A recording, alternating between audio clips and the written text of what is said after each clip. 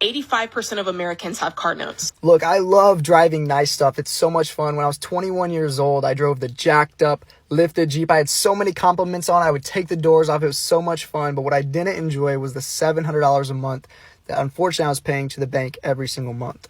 And so I had to make a decision at 21 years old. Do I continue driving this car? Do I save money for my first down payment on my own rental property? And that's exactly what I did. And now fast forward a year later, at 22 years old, I just closed my very first rental property because I chose, instead of paying $700 a month to the bank, I pocketed that money every single month. And I went and had enough money to put down on a rental property. I just bought my work truck last week. I spent $1,500 on this piece of junk. Look, it's got 2 different color matching hoods and the fender's a different color. I mean, this thing is ugly, but I didn't buy it for the looks. I bought it because it ran really good. It shifts really strong. And to be honest, the interior is really nice for having 300,000 miles, I think. And this is my second car.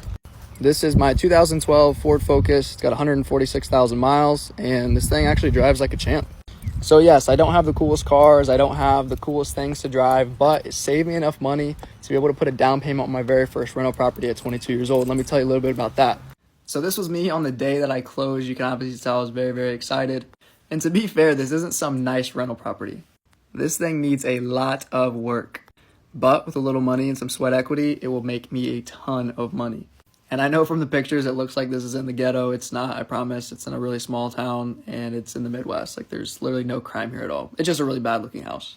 Now let's go over the numbers. I did something called creative financing. So I actually didn't have to go through a bank at all. I went straight to the seller and I said, look, I'll give you $17,000 cash, or we will finance it, do something called seller's financing or creative financing. We'll do a land contract through an attorney and I will give you $25,000, which was the asking price he was originally asking for anyway.